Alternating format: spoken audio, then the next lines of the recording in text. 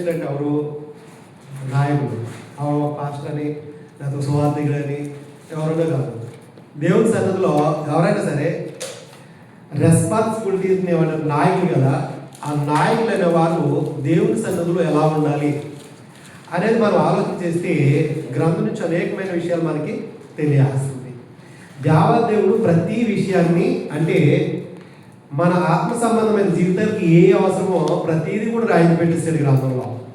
ఇది మాకు తెలియదు, ఇది గ్రంథంలో లేదు అనడానికి వీళ్ళు. ఒకవేళ అలా ఉన్నట్లయితే మన ఇష్టం వచ్చినట్టు ప్రవర్తించొస్తాను. కానీ నాయకులైన వారు ఇద్దరికి మాదిరికరమైన జీవితం ఉండాలి కాబట్టి, ఎందుకంటే ప్రతిదీ కూడా యేసుక్రీస్తు వారు అందరికీ మాదిరి కదా. ఇప్పుడు నాయకుడికి మాదిరి ఎవరంటే అపోస్తులు ఉన్నారు, అపోస్తులకు మాదిరి ఎవరంటే యేసుక్రీస్తు వారు ఉన్నారు. యేసుక్రీస్తు వారు తండ్రి ఏ విధంగా అయితే చెప్పి పంపించారో తన చిత్తాన్ని అంతా కూడా నెరవేర్చినట్టు గ్రంథం తెలియజేస్తుంది. కాబట్టి నాయకులైన వారు ఏం చేయాలంటే లెక్క ఒప్పచెప్పవలసిన వారు ఉన్నారని మనం చదవని వాక్య భాగంలో హెబ్రీ గ్రంథకర్త 13 అధ్యాయాలు తెలియజేస్తున్నాడు. 17వ వచనంలో, మీ పైన నాయకులుగా ఉన్నవారు లెక్క ఒప్పచెప్పవలసిన వారి వల్ల మీ ఆత్మను కాయుచున్నారు. వాస్తవానికి కాసేటువంటి వాడు నాయకుడు కాయాలి. ఎక్కడ ఎవరిని కాయాలి అంటే ప్రతి చోట నాయకులు లేనటువంటి ఊరు ఉండదు, నాయకులు లేనటువంటి వీధి ఉండదు, నాయకులు లేనటువంటి కుటుంబం. మన కుటుంబంలో కట్టుకుంటే సంఘంలో కూడా, దేవుని సంఘంలో కూడా కట్టుకుంటాం. మన కుటుంబంలో కట్టుకోకపోతే మన ఇల్లును మనం కట్టుకోండు, మన ఊళ్ళోను కరెక్ట్గా జీవించలేం, ఈవెన్ దేవుని సంఘంలో కూడా కట్టుకుంటాం. అంటే దేవాదేవుడు ముందు కుటుంబాన్ని ఎందుకు ఇచ్చాడంటే వాళ్ళ భార్య భర్తలకు అనుబంధం గురించి, సంఘం గురించి చక్కగా పోలు చెప్పేశారు ఏబిసి పత్రికలో. కానీ ఇక్కడ నాయకుడైన వాడు ప్రతి చోట కూడా రెస్పాన్సిబిలిటీ అనేది దేవుడు ఇస్తాడు. ఈవెన్ కుటుంబంలో కూడా దేవుడు ఎవరితో మాట్లాడేవాడు అంటే ఎవరు రెస్పాన్సిబిలిటీ ఉంటారో వారితోనే దేవుడు మాట్లాడినట్టు మన గ్రంథం తెలియజేస్తుంది. ఈవెన్ నోవతో ఎవరితో మాట్లాడాడు? నోవతో మాట్లాడాడు, ఆదాముతో దేవుడు మాట్లాడాడు, అబ్రాహాంతో దేవుడు మాట్లాడాడు. ఎందుకు అని అంటే వారి కుటుంబానికి ఎవరి నాయకుడు ఆయనకి తెలుసు కాబట్టి. యజమానులుగా పెట్టాడు, ఇంట్లో బానిసలుగా పెట్టాల. బానిసలుగా పెట్టుంటే కనుక ఆ ఇంట్లో ఎవరు ఏర్పాటు చేస్తున్నారు వారితోనే దేవుడు మాట్లాడేవాడు. కానీ ఇప్పుడు నాయకులుగా ఉన్నవారు ఎలా ఉండాలి అని అంటే, ఈ లోకంలో ఒక కంపెనీకి కొన్ని క్వాలిఫికేషన్లు ఉంటాయి. ఏంటి? హెల్పర్లకి ఇది, తర్వాత సూపర్వైజర్కి ఈ క్వాలిఫికేషను, లేకపోతే ఆ ఫోర్మెన్కి ఇది, ఇంజనీర్లకి ఇది, ప్రాజెక్ట్ మేనేజర్లకి ఇది. ప్రతి ఒక్కరు కూడా ఒక్కొక్క డిపార్ట్మెంట్కి లేదా ఒక్కొక్క సెక్షన్కి కొన్ని క్వాలిఫికేషన్లు వాళ్ళు అడుగుతారు. దాన్ని బట్టే వాళ్ళు సెలెక్ట్ చేసుకుంటారు. ఈ లోపల డిగ్నిటీస్ వస్తుంది మనుషుల ముందు, వాళ్ళు ఎలా ఉంటున్నారు వాళ్ళక, తర్వాత డిగ్నిటీ, బిహేవియర్. మన చదువుతో పాటు ఈ రెండు కలిపి ఉంటేనే వాళ్ళు తీసుకుంటారు. కానీ దేవాదేవుడు చదువు గురించి కన్నా ఆయన మాటకి విధేయులు ఉండడం కోసం ఆయన చూసుకుంటున్నాడు. ఒకసారి మనం ఆలోచన చేసినట్టయితే తిమోతి పత్రికలో నాయకులైన వారికి ఎటువంటి క్వాలిఫికేషన్ ఉండాలి, ఎటువంటి క్వాలిఫికేషన్ ఉన్నవారు నాయకులు ఉంటున్నారు సంఘాలలో. ఈవెన్ ఇక్కడ అంటే అందరూ ఇక్కడ సంగతులే కాదు, దుబాయ్లో ఉన్నది కాదు, ఇక్కడ ఉంటారు. ఇంటికి వెళ్తే మళ్ళీ మీకు నచ్చినటువంటి సంఘాలకు వెళ్తూ ఉంటారు. అది అపోస్తుల బోధకి వెళ్తారు, అపోస్తుల కాని బోధకి వెళ్తారు, అది మీ ఇష్టం. అది ఎందుకంటే జీవం మరణ దేవుడు మన ముందు పెట్టాడా, ఆయన ముందు పెట్టుకున్నాడా, మన ఇష్టం. అది మీరు ఏది చూస్ చేసుకున్నా పర్లే. నేను మరణానికి పోతానంటే ఆయన అడ్డు పెట్టడం, జీవానికి పోతానంటే బట్టి ఎప్పుడు కూడా ప్రొడక్షన్ అనేది అయితే ఉంటా ఉంటుంది. కాబట్టి ఆయన అంటున్నాడు 3వ అధ్యాయం 1వ వచనం నుంచి మనం ఆలోచన చేసి తిమోతి పత్రికలో, ఎందుకు లెక్క అప్పచెప్పవలసిన వారు ఉన్నారు నాయకులు? అసలు మనమే ఇర్రెస్పాన్సిబిలిటీగా ఉంటే మన దేవుడు అలా కాపాడుతూ ఉంటాడు. ఇతరుల గురించి మనం పట్టించుకోకపోతే ఆలోచన చేద్దాం. 3వ అధ్యాయం 1వ వచనంలో, ఎవడైనను అధ్యక్ష పదవి నీ ఆశించిన ఎడల అట్టి వాడు దొడ్డ పనిని అపేక్షించున్నాడు అంటున్నాడు. వాస్తవానికి ఈ లోకంలో ఏదో మనం పై పోస్టులు చూసి మన గుడి పోస్టులు ఉంటే అది బాగుండు అనిపించవచ్చు.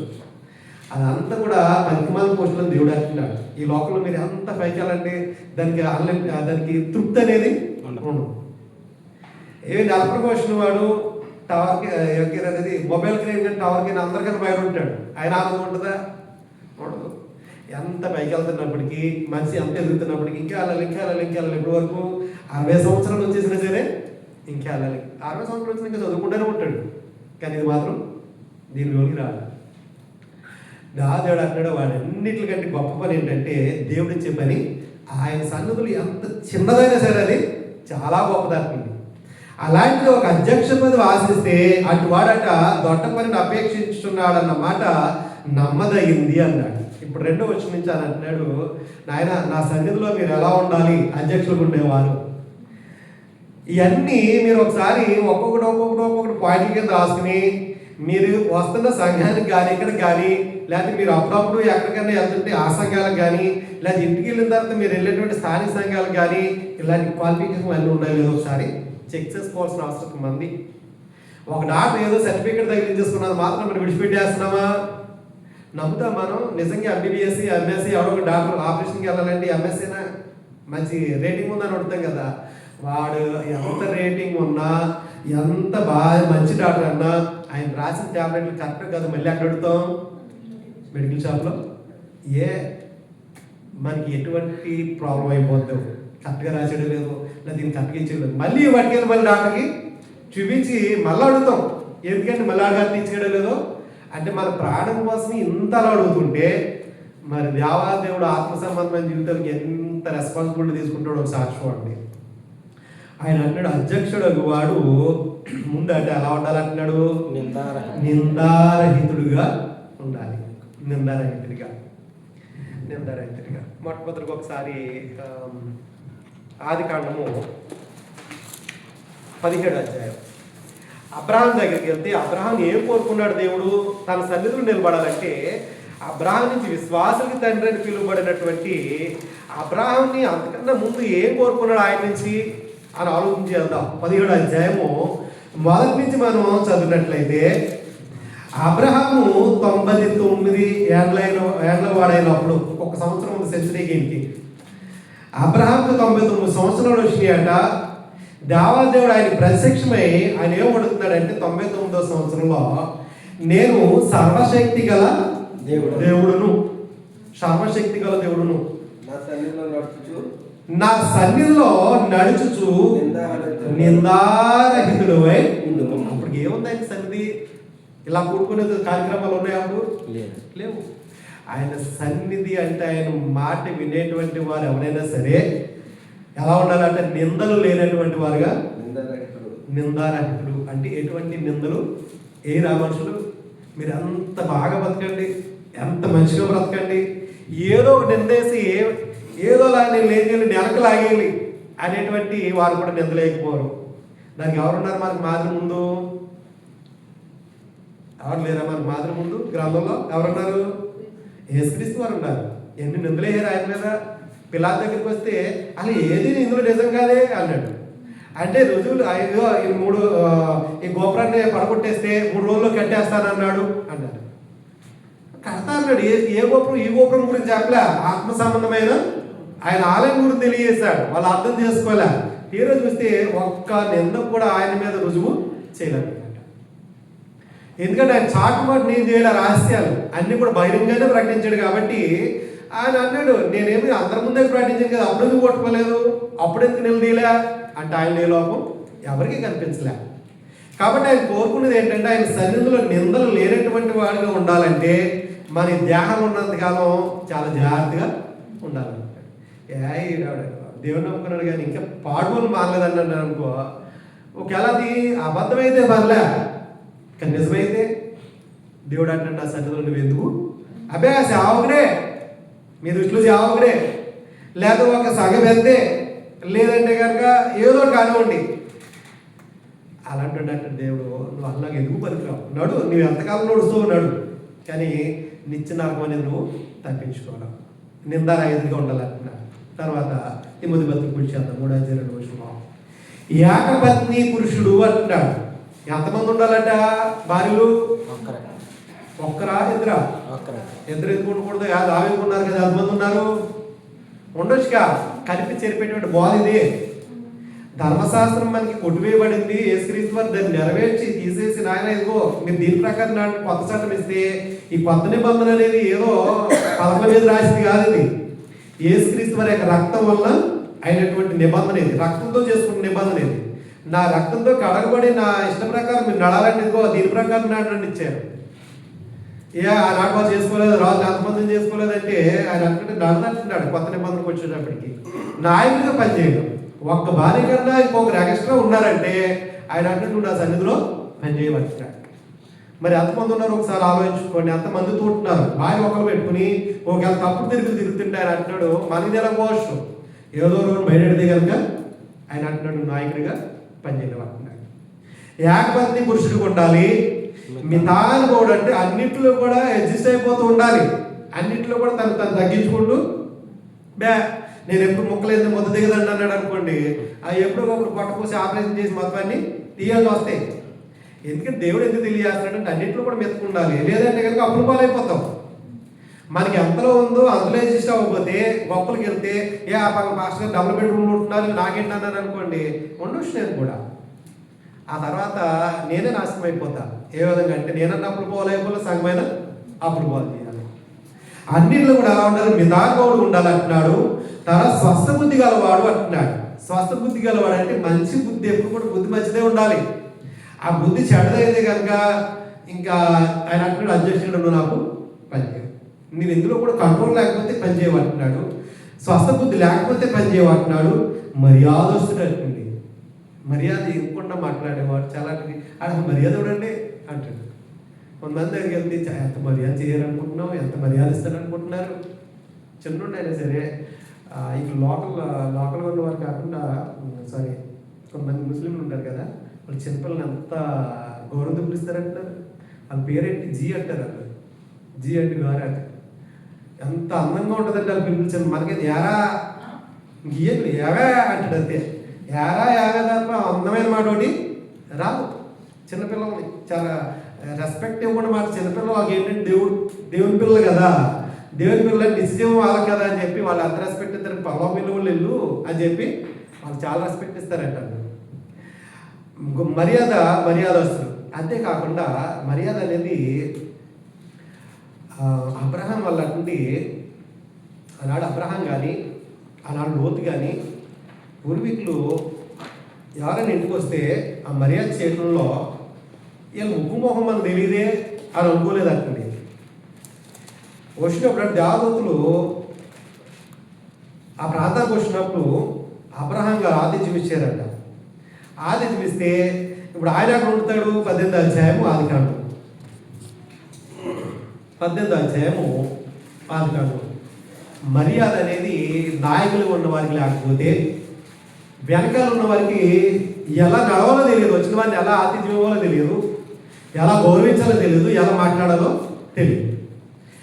కాబట్టి 18వ అధ్యాయంలో విశ్వాసమైనటువంటి అబ్రహాం యొక్క మర్యాద ఎలా ఉందో మనం ఆలోచన చేస్తే 18వ అధ్యాయం విషయంలో మరియు మమ్రే దగ్గర ఉన్న సింధూరు వనంలో అబ్రహాము ఎండవేళ గుడాపదారం మందు కూర్చుని ఉన్నప్పుడు యెహోవా అతనికి కనబడెను. అతను కన్నులెత్తి చూసినప్పుడు 3 మనుషులు అతని ఎదుట నిలబడి ఉంటుంది. పైకి చూసేదానికి 3 మనుషులు కనబడ్డారట. అతను వారిని చూసి గుడారపు వాటి నుండి వారిని ఎదుర్కొంటూ పరిగెత్తి నేల మట్టుకు వంగి, ప్రభువా నీ కటాక్షం నా మీద ఉండాలి, నీ దాసుని దాటిపోవద్దు, నేను కొంచెం నీళ్ళు తెస్తా తాగండి. వీళ్ళు ఎవరో తెలియదు కానీ ఎంత మర్యాద చేస్తున్నాడంటే ఈయనేమో పేదోడా వంగి నమస్కారం పెట్టడానికి. ఆయన అంటున్నాడు వంగి నేలబట్టి వంగాడట అంటే తగ్గిపో. కొంతమంది వెళ్తే కుర్చీలో వచ్చి లేక కాలు మీద కాలు వేస్తుంది. ఎంత డిగ్రీ అంటే మేము పుట్టుకుతోనే పెద్ద కొట్టిస్తోళ్ళు అన్నట్టు. ఇంటిగా లేవు ఉన్నా లేకపోయినా తింటున్నా లేకపోయినా ఏమున్నా లేకపోయినా కాలు మీద కాలు వేసుకుని అసలు ఏముంది వేసుకోవద్దు. అప్పుడు సింగల్ ఉన్న అప్పుడు వేసుకో, మీ ఇంట్లో వేసుకో. ఎవరన్నా కొంచెం మన ఆత్మ సంబంధం సహోదరులు కానీ ఎవరన్నా వస్తే కొంచెం రెస్పెక్ట్ అనేది అది మనకిచ్చినట్టు కాదు. ఎవరికి ఇచ్చినట్టు దేవుని యొక్క పిల్లలు వచ్చినప్పుడు అమ్మో మనందరూ కలిసి ఒకటే కదా, ఏం పాప వాళ్ళ కుర్చీ లేదేమో, మనం ఎలా ఉండాలి వాళ్ళతో సమానం అయిపోవాలి. మన తాటగిళ్ళైనా రేగిళ్ళైనా ఎలా ఉన్నా వాళ్ళతో సమానం లేకుండా మనం డిగ్నిటీ ఆగొస్తే రేపు పొద్దున్న మనం కూడా తీసేస్తే పరిస్థితి ఎలా ఉంటుందో ఆలోచించుకోబట్టినా. ఆయన నేలబట్టి ఉంగట, ప్రభువా నీ కటాక్షం నా మీద ఉండాలి, ఇప్పుడు నీ దాసుని దాటిపోవద్దు అని చెప్పి నేను కొంచెం నీళ్ళు తెప్పించేందుకు దయచేసి కడుక్కొని ఈ చెట్టు కింద అలసట తీర్చుకోండి, కొంచెం ఆహారం తెస్తాను, మీ ప్రాణాలను బలపరుచుకోండి, తర్వాత మీరు వెళ్ళిపోవచ్చు. మీరు ఎవరో నాకు తెలియదు కానీ వెళ్తున్నారు కదా ఇక్కడి నుంచి మీరు ఎక్కడి నుంచి వచ్చారో, మీరు ఎక్కడికి వెళ్తారో తెలియదు, కానీ మీకు ఆహారం కొంచెం సిద్ధపడతారు. ఇప్పుడు ఎవరు సిద్ధపరచాలి ఆహారం? ఈయన తెచ్చి మీరే వండుకోవాలా? ఎవరున్నారు? ఇంటి ఫ్యామిలీ లేదా, భార్య లేదా, దాసరాలు లేరా, ఎవరు లేరా? అందరూ ఉన్నారు. వెంటనే ఇచ్చేసాడు, అక్కడికి మెను ఇచ్చేసాడు, ఏమేం కావాలో అన్ని ఇచ్చేసాడంట. ఇచ్చేస్తే ఆ రోజు అబ్రహాము గుడారంలో ఉన్న సారాయాలను త్వరగా వెళ్ళి, నీవు త్వరపడి 3 మాలికలు మెత్తని పిండి తెచ్చి పిసికి రొట్టెలు చేయమని చెప్పాను. ఆవిడేమనాలి? 10 పడలేదు, మధ్యాహ్నం మమ్మల్ని పడుకునే వాళ్ళు చంపేమని ఓ పక్కన పొద్దున నుంచి ఏమి చేసి, ఓ పక్కన యాగ చేసి, ఓ పక్కన నీకు చేసి, ఇంకా నాకు రెస్ట్ ఇవ్వా, నీకన్నా దాసుల పని నాకన్నా నా దాసరాల పనే మీద చక్క టైంకి వెళ్ళిపోతున్నారు. ఇలా జరగమంటదా? అసలు ఏ సమయాన్ని ఏ పని ఇచ్చినా తన యజమానికి లోబడే ఉందండి. లోబడి ఏమన్నా చిన్నదా పెద్ద ఏమన్నా వంటది, ఏమన్నా టక్ టక్ మని ఒక అట్టే ఇచ్చి వెళ్ళిపోతారు, ఒక ఆమ్లెట్ ఇచ్చేయాలా, అక్కడ మళ్ళీ కొత్త కూడా ఇచ్చేసాడు. అక్కడ వెళ్ళు 3 మాలికలు మెత్తని పిండట్టురా తెచ్చి నువ్వే ఇసుకి శుభ్రంగా చేయించి. ఆ తర్వాత అబ్రాహాము ఏం చేశాడంటే పశువుల మందకు పరిగెత్తి ఒక మంచి లేదోడం తెచ్చి ఒక పనివాడికి అప్పగించి వాడిని సిద్ధపరచుకున్నాడట. శుభ్రంగా వండేసి పెట్టేశారు. ఎందుకు చేయాలి ఈ మర్యాదలన్నీ? ఈ 2 చోట ఇంకెవరు లేరా? ఉంటే అక్కడికి వెళ్ళరు కదా వాళ్ళు, కానీ ఎవరు లేరు. అబ్రహాము అంత మర్యాద ఇచ్చినటువంటి వ్యక్తి. ఎందుకంటే దేవుడు ఎన్నుకున్నటువంటి ఒక నాయకుడు కాబట్టి, దేవుని యొక్క మాటకి విధేయుడు కాబట్టి భోజనం అయిపోయింది. భోజనం అయిపోయిన తర్వాత 16వ వచనం చదివితే, అప్పుడు ఆ మనుషులు ఇలా 3 దేవదూతలు కదా, తెలియకి ఆతిథ్యం ఇచ్చారని ఎబ్రీ రాస్తాడు. తెలియకుండానే దేవదూతలకి ఆతిథ్యం ఇచ్చి ఆశీర్వాదం పొందుకున్న వాళ్ళే. అక్కడ నుండి లేచి సొదొమ తట్టు చూసిరి. అబ్రహాము, ఇది అండర్లైన్ చేసుకోండి, అబ్రహాము వారిని సాగనంపుటకు వారితో కూడా ఎక్కడ దాకా సాగనంపాలి? పొలిమేర దాకా, బోర్డర్ దాకా. లేకపోతే వాళ్ళ ఇల్లు అనుకోండి పోను, లేకపోతే వాళ్ళ ఎక్కడైతే తిన్నారో అక్కడి నుంచి కొంత దూరం ఆయన ఏం చేశాడట. ఇప్పుడు ఎలా ఉంటుంది తెలుసా? ఒకప్పుడు అలా ఉంటుంది. ఇంటికి ఎవరైనా చుట్టుపక్కల వెళ్ళిపోయేటప్పుడు అందరూ వచ్చేసారు బయటికి. వాళ్ళు ఎక్కిదాకా కూడా ఎలా ఉంటారే ఉంటుంది చేతులు. ఇప్పుడు ఇంట్లో వెళ్తానమంటే ఆ సరి చేస్తా, ఇంక ఇవన్నీ వెళ్ళా మొబైల్లోకి ఏమున్నాయి, ఇంకా మొబైల్లో కదా సినిమా చూసుకుంటాడు, ఇంకా వాళ్ళ ఇష్టం. ఇంకా ఇంట్లో బయటకు వచ్చే పరిస్థితి కూడా లేదు. ఆనాటి మర్యాద అలా ఉండదు. అంటే బయటకు వచ్చి ఆయన సాగనప్పడానికి యజమాని వచ్చి చూడాట. మన సోదరులు వస్తారు అంతే, రోడ్డు మీద దాకా అంత చూసుకుని 4 సోదరులు ఉన్నారు. ఎక్కడికి వెళ్ళినా సరే మనం వెళ్ళేదాకా కూడా అక్కడ నుంచుంటారు. నా దగ్గరకు వచ్చిన నుంచుంటే వెళ్ళేదాకా కూడా ఎందుకు ఉండాలి? దింపిందా బాయ్ అని చెప్పి నాది అన్నీ వెళ్ళిపోవచ్చు, మీరు కూడా బయట ఉండి లేదా లోపల ఉండి. ఒక ఆయన ముందుకెళ్తే రోజుని ఒంట్లో పొలం ప్రార్థన చేతికి వెళ్తే అప్పటికే వాళ్ళకి ఆల్రెడీ మైండ్ చెడిపోయినట్టుంది, తెలీదు. వెళ్తే అంతా అయిపోయిన ప్రార్థన వెళ్తున్నామని జస్ట్ వచ్చాం, నేను కుమార్ గారు బయటికి, మన వి కుమార్ గారు. ఇంకా మేము బయటకి ఇంకా రాలేదు. టాప్ చేసే డోర్ ఇదే బాబు, అదే 3వ ఫ్లోర్, కానీ స్లిఫ్ట్ దాకా కూడా రావచ్చు. ఇంకా డోర్ మేము ఎలా దాటేమంది అనుకో డబ్బు మీద వచ్చింది. అమ్మో ఇంక పప్పకి ఎప్పుడు మేము ఎందుకు మర్యాద లేని చోటికి? అంటే మర్యాద తెలియదు కదా వాళ్ళకి.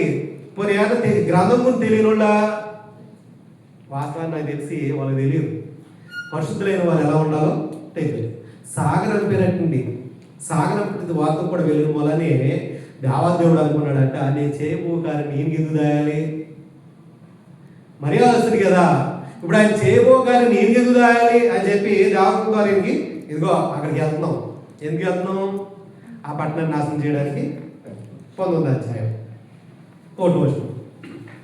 మర్యాదస్తులు అంటే ఆనాటి దేవుడి యొక్క బిడ్డలు ఎలా ఉన్నారో, ఈనాడు క్రీస్తునందు తనకి బిడ్డలుగా చేసుకున్న క్రైస్తవులు ఎలా ఉంటున్నారో ఆలోచన చేద్దాం.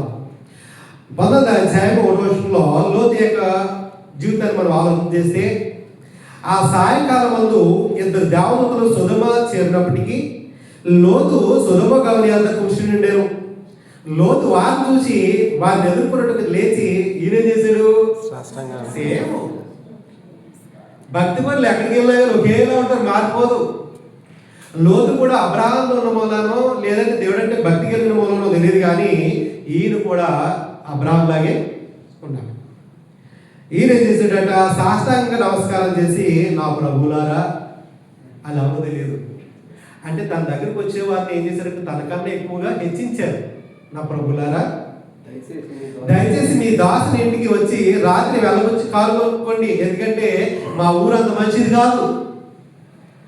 నిజంగా లోతు యొక్క ఆ స్థానంలో మనమే ఉంటే, నేను నా భార్య ఒక ఇద్దరు పిల్లలు ఆడపిల్లలు వేసుకుని నేనే ఉంటే, ఇలాగే ఎవరో ముక్కు మోకం తెలియనట్టు ఒక ఇద్దరు వస్తే ఆ రాత్రి నేను చూస్తే ఏం చేస్తాను?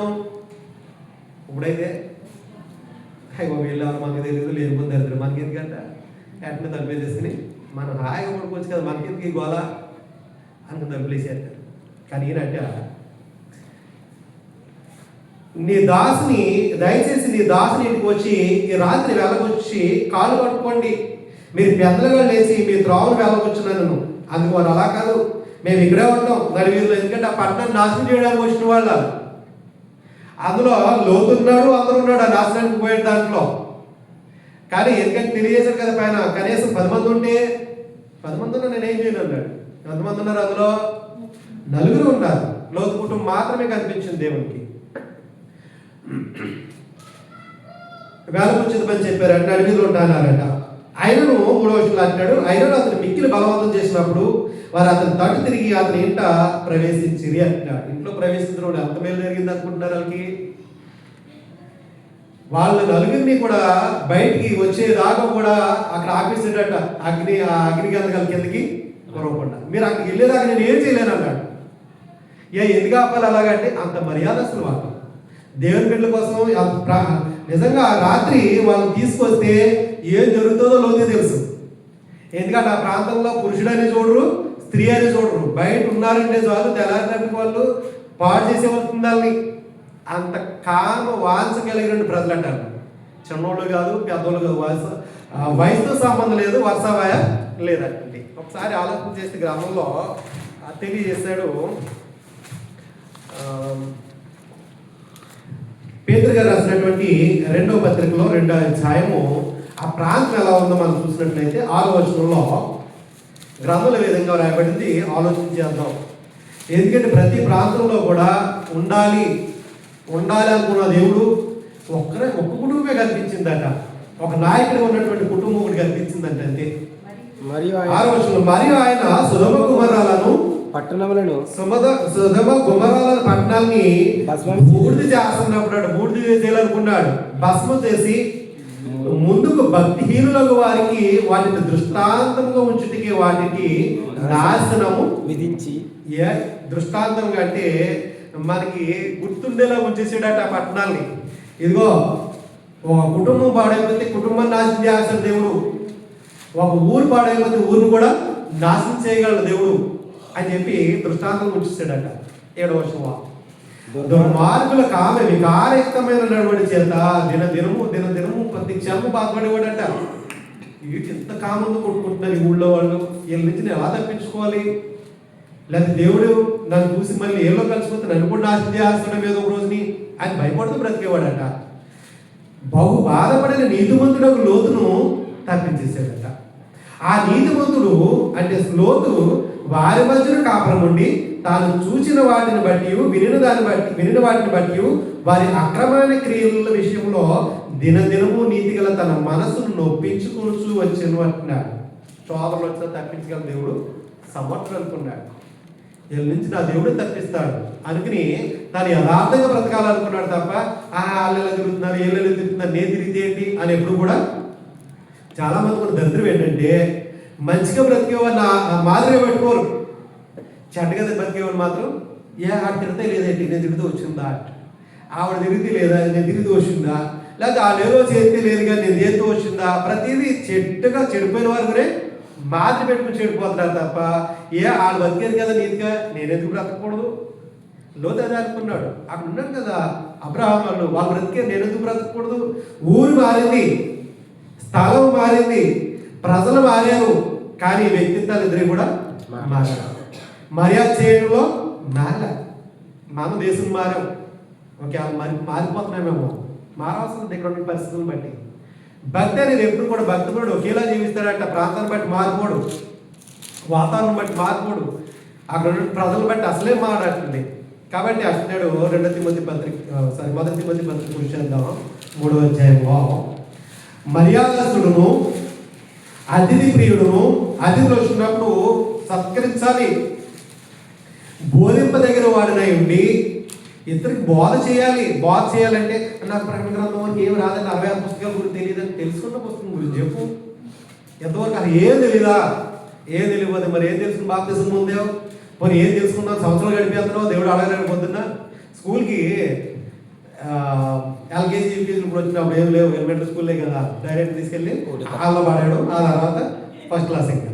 ఇప్పుడు ఎల్కేజీ ఒకటి, యూకేజీ ఒకటి, ఆ తర్వాత ఎల్కేజీలు వస్తాయో తెలియదు. మళ్ళీ మళ్ళీ బోర్డులు ఎల్కేజీ ఫస్ట్ ర్యాంక్ ఆడే చదువుతారండి, ఫస్ట్ ర్యాంక్ మరి ఫోటోలు అలాగే వాళ్ళు ఏం చదువుతారు అంటే వెళ్ళే కదా రాసేది ఏళ్ళే, దిద్దేది ఏళ్ళే, మార్కులు వేసేది ఏళ్ళే, వాళ్ళకి ఎవరు ఫేమస్ ఉంటారు వాళ్ళ ఫోటోలు వేసేది కూడా. LKG student first rank, second rank, third rank ఆడుకుని పిల్లలు వాళ్ళకి ఏమి తెలియదు.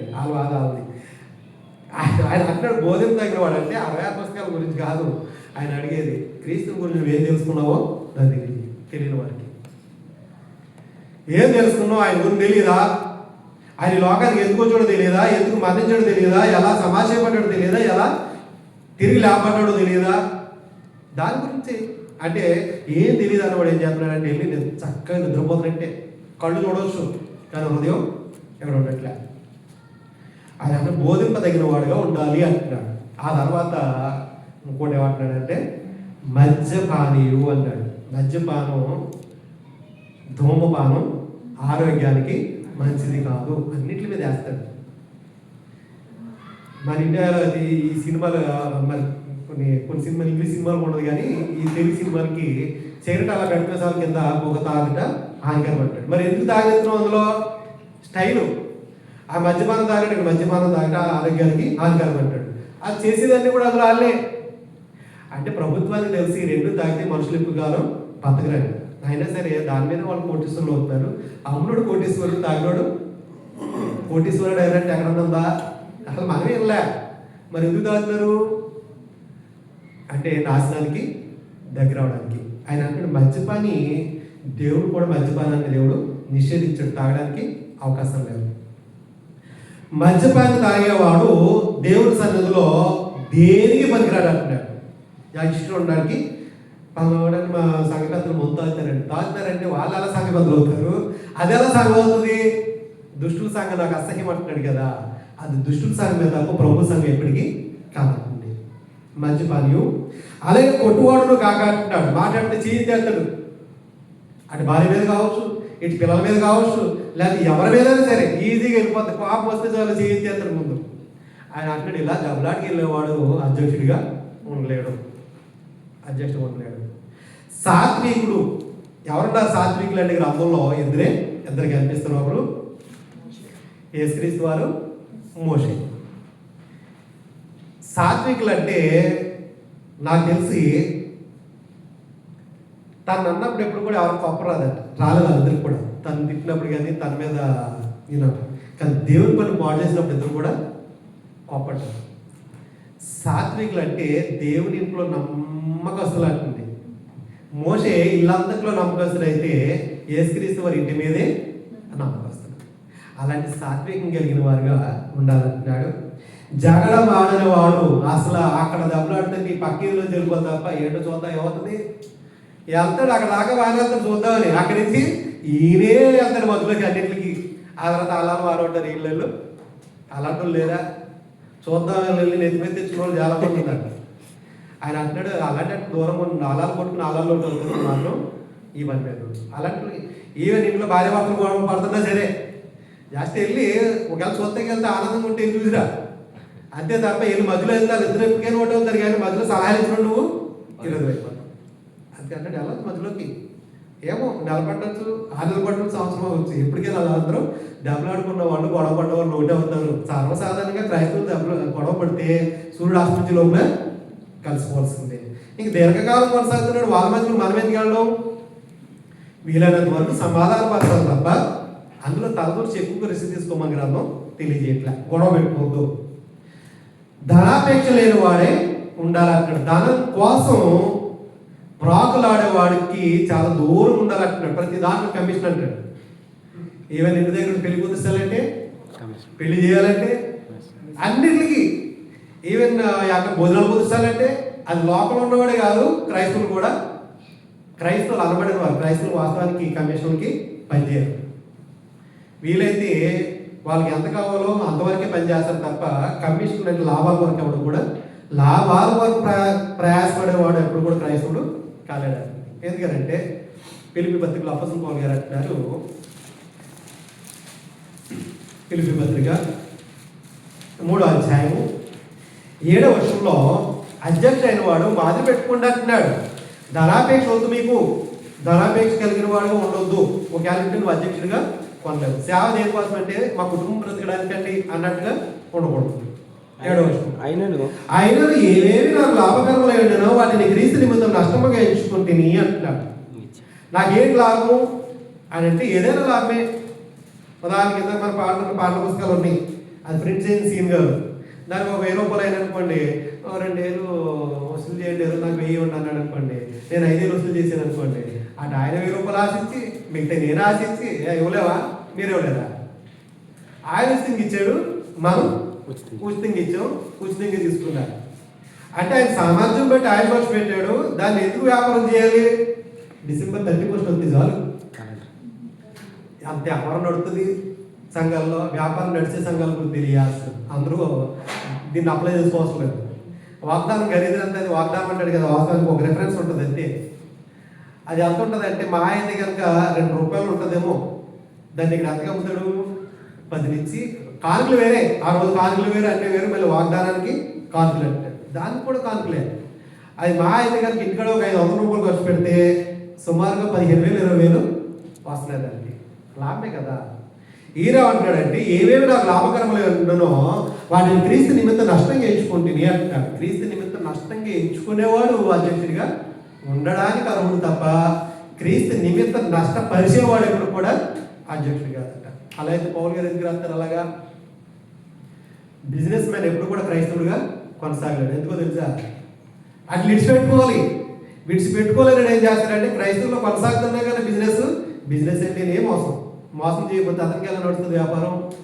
2 రూపాయలు కొని పోనీ ఆయన అద్దులు ఆయన కుటుంబం మీద ఎంతో తీసుకుంటే వల్ల ఈ తాటాకిలు తీసేయాలి, పెంగిళ్ళు అయిపోవాలి, పెంగిళ్ళు తీసేయాలి, రేగి అయిపోవాలి, బిల్డింగ్ అయిపోవాలి, పైకిళ్ళలాగా ఎదిగిపోవాలి. కష్టపడ్డు. దాన్ని బిజినెస్ ఏమవుతుందంటే మోసం. అందులో మోసం లేకపోతే, మోసం చేయకపోతే ఎవడు కూడా ఎదగడు.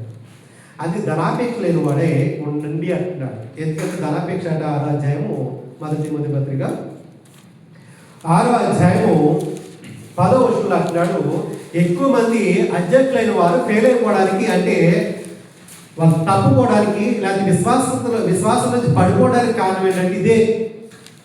అంటే ఇదేనే కాదు, ఇందులో చాలా ఉన్నాయి. ఆయన చెప్పినట్టు క్వాలిఫికేషన్లు చాలా ఉన్నాయి. అందులో ఏది ఒక్కటి హృదయంలోకి వెళ్ళినా ఆయన అంటాడు, అనర్హుడు అంటున్నాడు. 6వ అధ్యాయం 10వ వచనంలో, ఎందుకనగా ధనాపేక్ష సమస్తమైన కీడులకి మూలం. ధనాపేక్ష సమస్తమైన కీడుల కంటే కీడుకి మూలం అంటే ధనవంతులు అవ్వాలి, నేను ఏమైనా సరే ధనవంతులు అయిపోవాలి, నేను ఏమైనా సరే ధనవంతులు అయిపోవాలని అక్రమంగా సంపాదించిన, అబద్ధములాడు సంపాదించిన ఆయన అంటున్నాడు అధ్యక్షుడు ఉండడానికి వీళ్ళు. 9వ వచనం అంటాడు కదా, ధనవంతులను అపేక్షించే వారు శోధంలోను, ఊరిలోను, అవేగితులను, హానికరమైన అనేక దురాశలను పడుదురు. అటు మనుషులను నష్టంలోను, నాశనంలోను ఎప్పటికైనా ముంచేస్తాయి.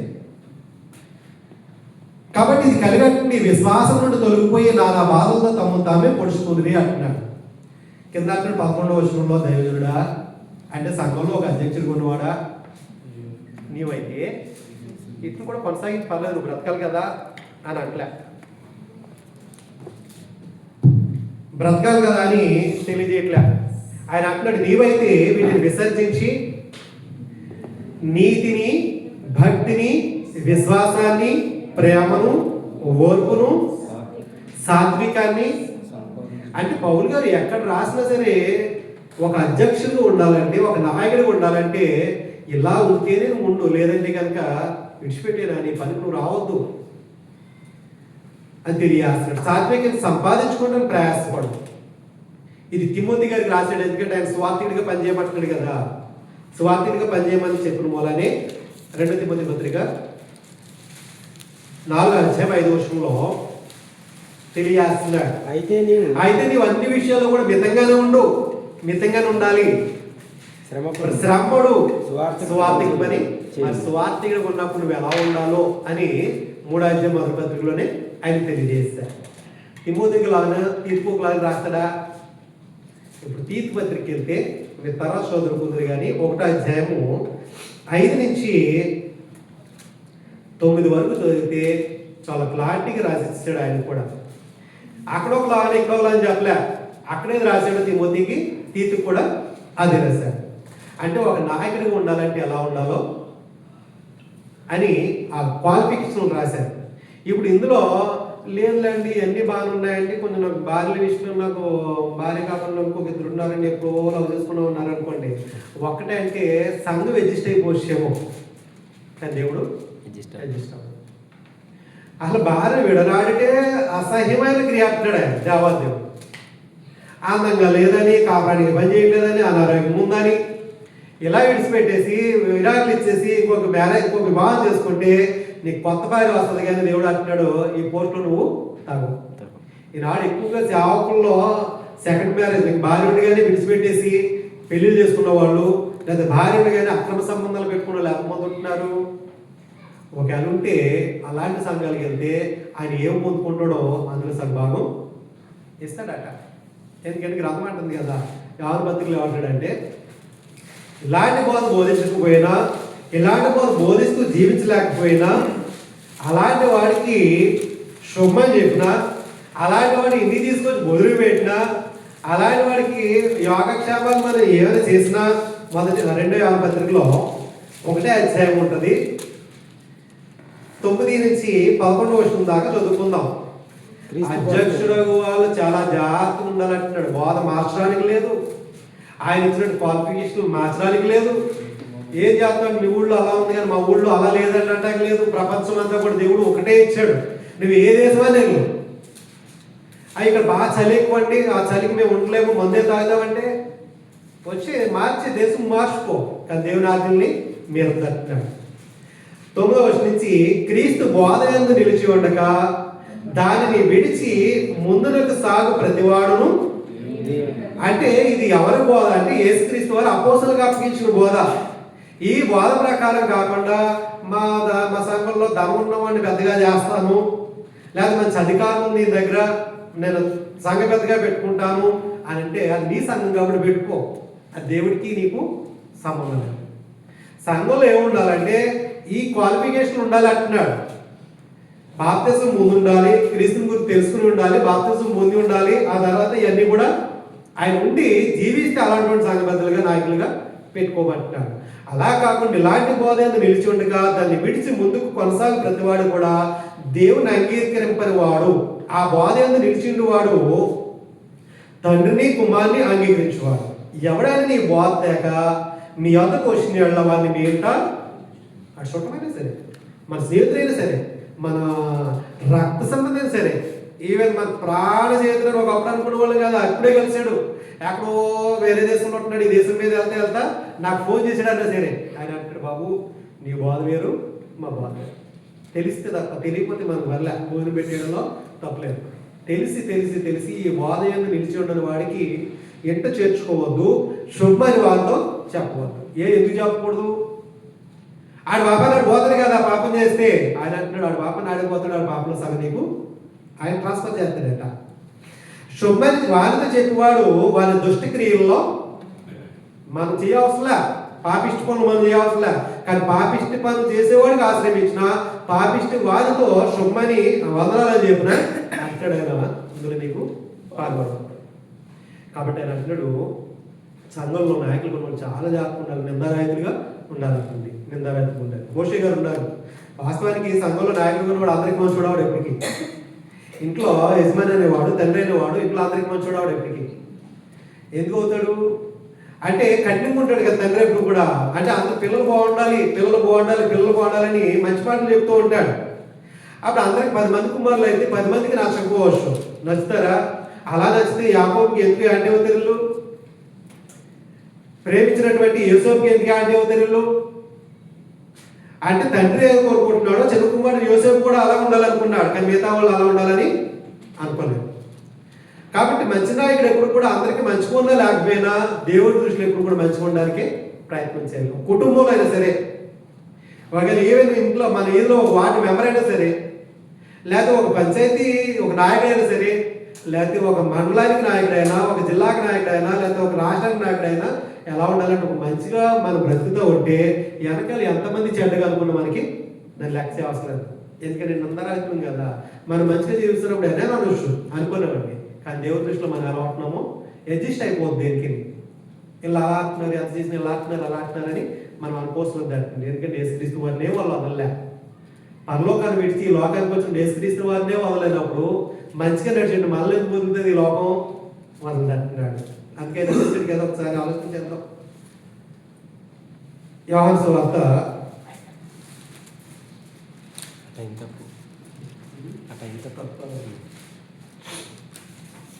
యోహాను సువార్త 15వ అధ్యాయం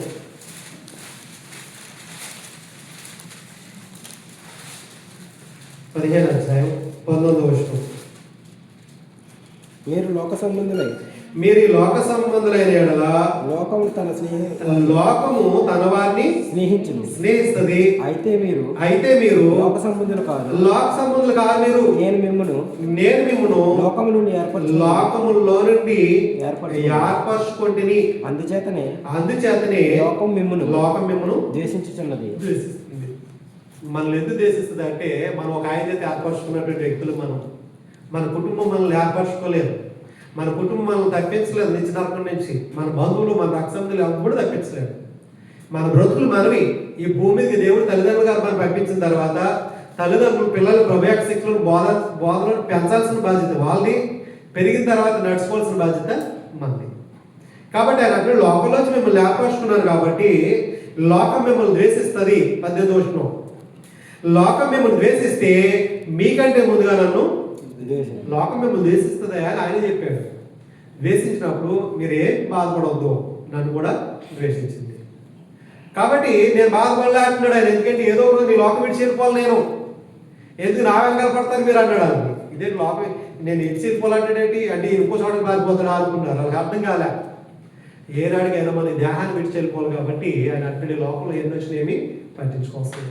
ఆయన ఒక మంచి నాయకుడిగా దేవుడి దృష్టికి కనపరుచుకోమంటున్నాడు. అంతేకాకుండా మన నాయకత్వాలు దినదినము ఇంప్రూవ్ చేసుకోవాలి. ప్రతిదీ కూడా నేను మారను, నేను ఎలా ఉంటా అన్నాడు అనుకోండి. ఆయన అంటాడు, సరే నువ్వు అలాగే ఉండు, నిన్నవాడు మారమన్నాడు. నువ్వు మారని నువ్వే తీర్చుకుంటుంటే ఇంక నిన్నవాడు మారుతాడు. మనం మారడానికి వచ్చిన ఈ లోకంలో ఈ క్రీస్తులోకి అన్ని మార్చుకోవడానికి వచ్చినాం.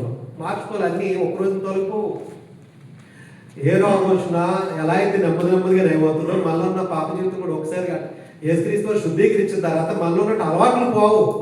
అలవాట్లు ఏం చేయాలంటే క్రమక్రమంగా ఏదైతే దేవుడికి ఇష్టం కాదో మళ్ళీ అవన్నీ తగ్గించుకోవాలి. తగ్గించుకునేవాడు క్రైస్తవుడిగా కొనసాగడానికి అవకాశం ఉంటుందట. మోషే గారు 40 సంవత్సరాలు ఫరో కుమారుడిగా బ్రతికాడు. పేదవుడిగా కాదు, గుడిసెల్లో బ్రతకలే, ఏదో బరువులు మోసి బ్రతకలే, చక్కగా ఐగుప్తు సకల విద్యాభ్యాసాలు అభ్యసించిన వారు. ఒక్క దెబ్బకి కొట్టి చంపేటటువంటి వీరుడిగా తయారయ్యాడు. 40 సంవత్సరాలు అక్కడి నుంచి పారిపోయి ఇత్ర అనేటువంటి మిద్యాన్ దేశానికి వెళ్ళిపోయి అక్కడ ఇత్ర ఇంటి దగ్గర ఉంటూ తన కూతురు చేసుకుని సిపోరని 40 సంవత్సరాలు అక్కడ ఉండిపోయాడు. మిద్యాన్ దేశంలో ఏం చేశాడు? అక్కడ ఐగుప్తు దేశంలో ఫరో కుమార్తె దగ్గర ఉన్నటువంటి సౌకర్యాలు అక్కడ ఉన్నాయా? లేవు. అక్కడ కనీసం గొర్రెలు తినడమే తప్ప గొర్రెలు గాయడానికి తెలియదు. కొత్త పని. ఇప్పుడు ఆయనకి ఏదన్నంటే చాలు అలా జాతిని లేదా మతాన్ని ఎవరన్నా ఏమనంటే చాలు, ఎవడన్నా చేయతే చాలు చంపేసేంత కోపం. నాకు ముక్కు మీద కోపం అంటారు చాలా మంది. ఉంటే ముక్కు మీద ఉంటే నువ్వేం చేస్తావు? అంత కోపిష్టైనటువంటి మోషేని ఆ కోపం తీయాలంటే నీలో కోపం పోరు కాక అంటాడు. ఎక్కడ పోతుంది? అది అక్కడే ఉంటుంది. అది పోవాలంటే దేవుడు నలపాల్సింది. సువర్ణం అంటుంది మనం చాలా మంచోళ్ళు. మనం ఆ మంచోళ్ళు దేవుడి దృష్టికి మంచి బతకాలంటే కనుక కొన్ని అవసరం అట ప్రతి ఒక్కరికి కూడా, మానవుడికి. అందుకే దేవాదేవుడు ఏం చేస్తాడట? పేతురు గారు రాసిన మొదటి పత్రిక ఒకటో అధ్యాయము తనకి ఇష్టమైన వారిని తండ్రి తనకి ఇష్టమైన వారి కుమారులు ఎలా అయితే దండిస్తాడో అలాగే దేవాదేవుడు కూడా ఏం చేస్తాడు, తనకి ఇష్టమైన వారిని మొదటి పత్రిక మొదటి అధ్యాయము 7వ వచనం చూద్దాం. నశించుకో సువర్ణము అగ్ని పరీక్ష వలన శుద్ధపరచుకోవచ్చున్నది కదా. అంటే నశించుకో సువర్ణం అంటే బంగారం మట్టిలో ఉన్నది చెప్పి దానికి ఈ విలువే మట్టిలో బట్టి పోతా ఉంటుంది. ఏమో మనం ఎంత బంగారం పోగొట్టేసుకుంటామో తెలియదు, మట్టిలో ఉన్నది చెప్పు. ఏమో మనం ఉన్న ఇంటి కింద ఉన్నది బంగారం తెలియదు, కానీ అది మనకి దాని విలువ ఆ మట్టిలో ఉన్నది చెప్పలేదు. అలాంటిది ఎప్పుడు వస్తుంది దానికి ఒక అందం అంటే అది మొద్దుగా ఉన్నప్పుడు కూడా రాదు. దాన్ని కరిగించి ఒక వస్తు రూపంలోనో ఏదో ఒక రూపంలో తయారు చేసిన తర్వాతే కరిగించాలంటే దానికి వేడి దప్పే అగ్ని దప్ప తగలాలంటే అందుకని అంటున్నాడు, నశించిపో సువర్ణం అగ్ని పరీక్ష వల్ల శుద్ధపరచబడుతుంది కదా. దానికంటే అమూల్యమైన మీ విశ్వాసము ఈ శోధన చేత పరీక్షకు నిలిచిందే. యేసుక్రీస్తు ప్రత్యక్షమైనప్పుడు మీకు మెప్పును మహిమయు ఘనతయు కలుగుటకు కారణమవును అంటున్నాడు. మోషే ఎందుకు వెళ్ళాడు అక్కడికి అని అంటే ఆయన వెళ్ళా, దేవుడే అక్కడికి తీసుకెళ్ళాడు. అక్కడికి వెళ్ళిన తర్వాత ఆయన సరే మోషే నువ్వు నా కుమార్తెను చేసుకున్నావు కాబట్టి నా ఇంట్లో ఉండు, నీకు చక్కగా అన్ని పెడతానలా ఆయన ఒక మంద చెప్పాడు అనుకోండి. గొర్రెలు కాసుకుంటాం ఇంకా అదే పని ఆయనకి. ఆ మంద కాసుకుంటాం 40 సంవత్సరాలు గడిపేశాడు. తర్వాత దేవుడు అన్నాడు అంటే వీళ్ళు ఐగుప్తు దేశం వెళ్ళి నేను ఎవరితో మాట్లాడమంటాను వాళ్ళతో మాట్లాడానంట. మొత్తం కోపం అంతా పోయింది. ఎంత కోపం పోయిందంటే తన జాతి మనుషులు ఒకడు పుడితే ఐగుప్తీయుడు అది తీసుకెళ్ళి చంపేసంటే కపిటిసేట కనపడకుండా అంత కోపం కలిగిన వ్యక్తి ఐగుప్తురాజు దగ్గరికి వెళ్తే ఐగుప్తురాజు ఏమంటాడు తెలుసా, మళ్ళీ నువ్వు కనపడ్డాడు చెప్పేంత. పైగా మోషే ఇల్లు దగ్గర నుంచి ఏం చేశాడంటే ఐగుప్తు ప్రజల మీద ఎక్కువ భారం పెట్టేసాడట. ఆ భారం పెట్టినప్పుడు ఈయనకి ఎంత కోపం రావాలి. ఆయన తెలియదు ఐగుప్తులు ఎంతమంది ఉన్నారో ఫ్రెండ్స్. ఐగుప్తులో 40 సంవత్సరాలు జీవిస్తే ఆయన తరపున ఉన్నవారు ఆయన ఎక్కడో దూరంగా నిలబడలే, దూరంగా బ్రతకలే. ఐగుప్తు రాజు ఇంట్లోనే మరో కుమారుడిగా బ్రతికిన ఆయనకి ఎంతమంది ఉంటారు అక్కడ. ఎవరిని ఆశ్రయించలే ఆయన. మొత్తం పోయింది, ఆయనలో కోపమే లేదు. సరేలే ఏదైనా చేసుకొని ఏదైనా చేయండి అన్ని దేవుడిని చెప్పుకోవాలనుకున్నాడు. ప్రతిదీ కూడా ఏం చేయమంటావు కనిపించని దేవుడి మీదే ఎక్కువగా ఆధారపడ్డాడు. కనిపించే ఫరో మీద ఫరోకే భయపడలేదు. మళ్ళా నీ మొక్కలు నాకు చూపించోడు చెప్పేస్తాను అన్నాడట. సరే నేను చూపించను అన్నాడట. ఎలా చెబుతావు చూస్తావా రా అనలేదు ఆయన. అసలు కోపమే చచ్చిపోయిందట. అంటే దేవుడు కోపిష్ని దేవుడు అధ్యక్షుడిగా ఉండేవాడు. అలాగే ఇంత కోపం తగ్గించుకుని ఐగుప్తు నుండి తన యొక్క ప్రజలందరినీ కూడా కనాన్ దేశం నడిపించే దారిలో ఆయన ఎక్కడైనా పెంచుకున్నారా, బాబు నువ్వు రాకపోతే మాకు జీవితం లేదు, నువ్వు మా దేశానికి రాకపోతే మాకు గతే లేదు అని అవడాన్ని ఒక్కడన్నా అన్నాడా? పోసే అక్కడ సమాధులు లేవనా, ఇక్కడ తీసుకొచ్చావు మమ్మల్ని, అక్కడ మాకు ఏం లేదనుకున్నావా తినడానికి, ఇక్కడే ఉంది రుచి పసిలో అన్నం పెడుతున్నావు మాకు ఆహారం, సవిసారం లేనటువంటి భోజనాలు మాకు వద్దు అన్నారు. నేను ఉచితంగా వచ్చాయి అంటే నాన్ వెజ్ మాకు లేదు, మాకు అవి కూడా కావాలి. ఎవరి మీద తిరుగుబాటు, ఇదిగో మీకు మేము గడ్డేమో ఏమేమో కానీ ఇటుకల లెక్కలో ఏమాత్రం తక్కువ వచ్చినా బాగోదని చెప్పి వాళ్ళు ఇష్టమైన కూడా వేస్తారంటారు. అవి బాబు దేవుడా నువ్వు ఉన్నావా ఏంటి మాకు ఈ బాధలు ఏంటి అని చెప్పి దేవుడికి మొరపెట్టుకున్నాడు. ప్రజలు ఈరోజు చక్క ఇటుకలు చేసే పని లేదు, మట్టి పిసికే పని లేదు, ఎండలో కూర్చుని పని చేసే పనులు లేవు. చక్కగా ఆయన ఎక్కడికి వెళ్ళమంటే అక్కడికి వెళ్ళేటువంటి ప్రయాణంలో మోసేనే చంపాలని ఎన్నిసార్లు ప్రయత్నం చేయలే. అంటే ఒక మంచి నాయకుడికి ఎప్పుడు దెబ్బలు ఉంటాయి, అవసరమైతే చంపేయాలని కూడా చూస్తారు. దేవుడికి అవసరం అనుకుంటే తప్పిస్తాడు, అవసరం కాదనుకుంటే నా చేతులకి అప్పగించేస్తాడు. కానీ ఆయన మాత్రం విడిచిపెట్టాడు. ఎప్పుడు విడిచిపెట్టాడు? దాహం విడిచినప్పుడు విడిచిపెట్టాడు. అలాగే ఎంతమంది లేరు గ్రంథంలో ఒకసారి చదువుకోండి. పాత నిబంధన నుంచి దేవుడు ఎంతమంది కూడా ఉన్నాడు, ఎవరు కూడా ఉన్నాడు. యథార్థంగా నడిచిన వాళ్ళు కా, నిందారాధనగా తన సన్నిధిలో బ్రతికిన వాళ్ళు కా, బ్రతకిన వారికి కూడా దేవుడు తోడున్నాడు. బ్రతికిన వారికి ఎక్కడ కూడా దేవుడు తోడున్నాడు అని గ్రంథంలో. మన దృష్టార్థంగా ఎవరి జీవితం కూడా లేదు అలాంటిది. కానీ యథార్థంగా బ్రతికితే ఒక మంచి నాయకుడిగా కుటుంబంలో బ్రతికిన వాడు, ఒక మంచి నాయకుడిగా తన గ్రామంలో బ్రతికిన వాడు, ఒక మంచి నాయకుడిగా దేవుడి సన్నిధిలో బ్రతికిన వాడు దేవుడు ఎక్కడ కూడా ఇప్పుడు విడిచిపెట్టలే. అంటే తక్కువ దేవుడు చేయలే. కాబట్టి మనం కూడా అలాంటి భక్తుల్లాగా మరి జీవించాలని చెప్పి మాటలు ఆచరిస్తూ నన్ను ఆచరించుకుంటూ ముగిస్తున్నాను. శ్రద్ధగా మీకు అందరూ కూడా నా ప్రశ్న తెలియజేస్తున్నాను.